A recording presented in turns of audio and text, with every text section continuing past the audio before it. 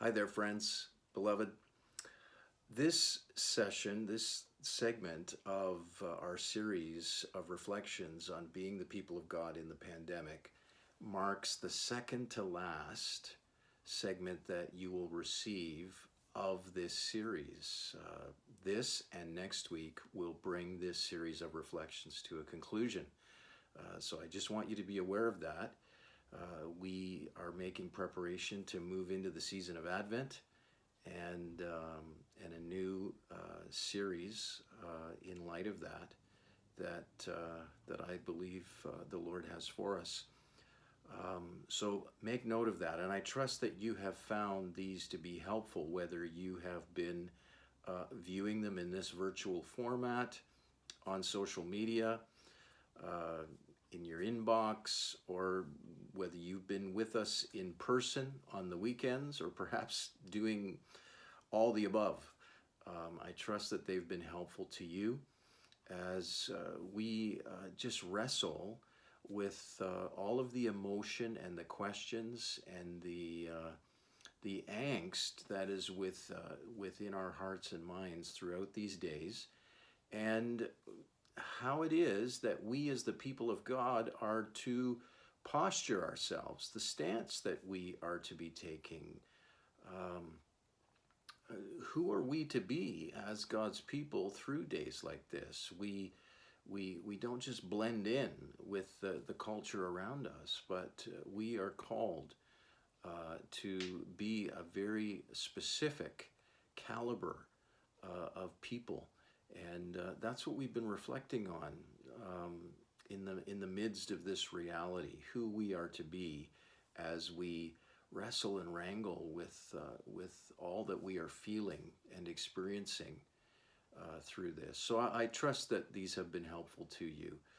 Um, this week we have been reflecting on how do we recover? That's the question. How do we recover? And how do we move forward towards our new normal, as it's been called? Psalm 43 has been our focus passage of reflection, and I encourage you to read it.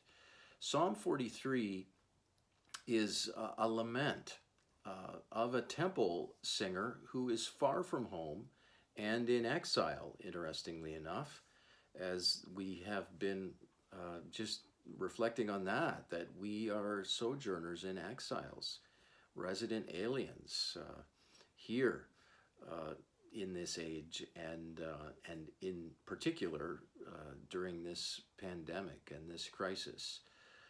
So the psalmist is far from home and in exile, longing to be back in God's house and with God's people. And in Psalm 43, we see the psalmist turn his longings into resolute faith and hope in God Himself. And what a key that is for us in these days. For the psalmists, the heart of the matter in public worship is always and undoubtedly God Himself. However, the in-person company and comradeship and companionship and the fellowship were also an added delight. So we see the psalmist holding these in tension in this psalm. The paradox of well knowing that God is everywhere, and at the same time that God is meaningfully to be met with where His people meet. He is always in God's presence, the psalmist is, and we are. And yet, at the moment, uh, the psalmist is feeling very away from God's presence. So, hope and despair are being held simultaneously here in this poem. As W.H. Auden said, the poet, poetry is clear expression of mixed feelings. And we're certainly seeing that in Psalm 43 and relating with it as well. How do we recover? How do we move towards our new normal? This is perhaps the most vital question of all, and one which should be near the top, I believe, of serious conversations at the highest level between church leaders and governing authorities and community leaders and all interested parties. Whatever our new normal is going to be and going to look like, how do we move forward towards it? Some people have expressed the pious hope that when all of this is over, we will have a kinder, gentler society. We'll increase the wages of our nurses. We'll be prepared to give more in taxes to support health care, and we'll give more help to care homes and the hospice movement. We will place a greater value and have a deeper appreciation for and devotion to our in-person worship gatherings. We'll have enjoyed the fresh air so much, being outdoors, unpolluted by thousands of automobiles and aircraft, that we will want to travel less and spend more time with family and neighbors. We'll celebrate our essential services, the grocery store clerk, emergency service first responders, our delivery and courier companies, and all the people who have looked after us during these days. Well, I wish I believed that were true. I have concern, however, that as soon as restrictions are completely lifted, there will be a mad rush to start up again such businesses as we can. And granted, in all sorts of ways, that is quite right and proper. No one who is desperate to avoid bankruptcy is going to think twice about using auto or air travel again, if it will help matters. We've been told that on all sides, the economic effects of this pandemic are already catastrophic, with many businesses already closing. And it could get worse. The dilemma is then quite like the tragic decisions which leaders face during a war. I've been thinking a lot of Churchill these days, during the Blitz of World War II, making the brutal choice of whether to sacrifice that unit for the sake of rescuing this one, and whether to send coded messages to the enemy which will make them bomb those houses instead of these public buildings. I think of the grief and the guilt that Churchill was then tormented by in the aftermath of the collateral damage. Currently, we have been concentrating entirely on staying safe at a massive cost in terms of bankruptcies, unemployment, and social malaise. The huge government handouts, those Canada Emergency Response Benefits, CERBs, to those in need and perhaps those not so necessarily in need. These will sooner or later need to be paid back. Certainly, if the debate is conducted between those who see death as the worst of all possible results and those who see economic ruin as the worst of all possible results, the end product is likely to be an acrimonious, ugly, angry, bitter dialogue of the deaf. As in the ancient pagan world, a plague makes people ask questions. Questions like, which gods are angry? And how can we appease them? As the spirit and system of the world today is increasingly revealing its pagan undercurrents and subtexts, it's fascinating to imagine our present dilemma as a clash between the gods. Asclepius, the Greek god of healing and medicine, and Mammon, the god of greedy pursuits of wealth and gain. Mammon, of course, regularly demands human sacrifices. That is why the poorest of the poor are more at risk in the present health crisis. Perhaps it's no bad thing for Asclepius to have his turn, though Mars, the god of war, and Aphrodite, the goddess of erotic love, are never far away either.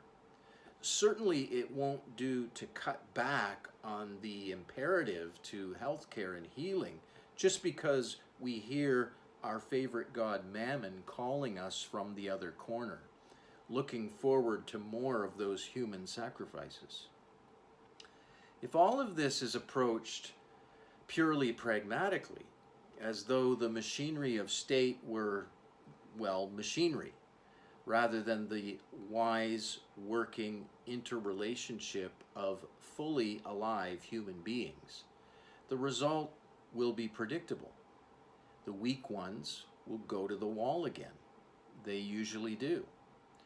After the 2008 financial crisis, you may recall the banks and big businesses, having accepted huge public bailout money, quickly got back into their old ways, while some of the poorest parts of Europe and North America just got poorer and stayed that way. Someone needs to stand up and read, perhaps not the Riot Act, but Psalm 72. This is the list of priorities that the church should be articulating, not just in speech and rhetoric, but in practical proposals to go to the top of the agenda. I quote Psalm 72, "Give your love of justice to the king, O God, and righteousness to the king's son. Help him judge your people in the right way.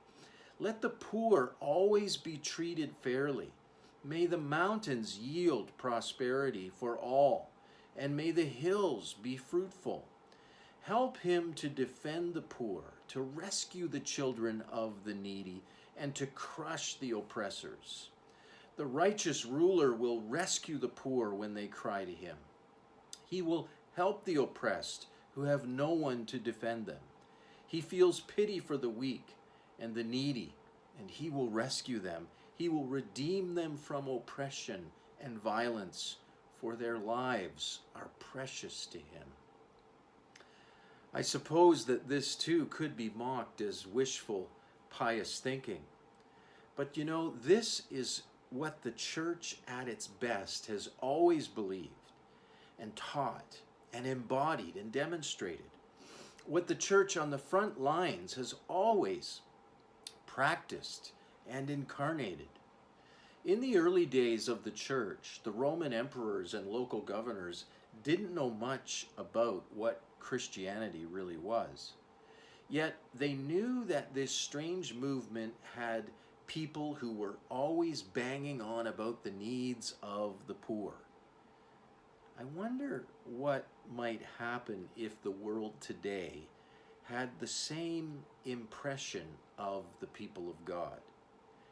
To place one's hope in King Jesus is to believe, despite all the evidence to the contrary, that as we live Jesus' way of peace and goodness and justice and mercy and compassion, as we live lives that are driven by the Sermon on the Mount and kingdom living, it will ultimately prevail over the empire's way of violence and exploitation and oppression and fear. This is what it looks like to be the people of God moving forward into our new normal, recovering and helping those around us recover as well. We'll continue to reflect on this in our next session next week and final session. God bless you.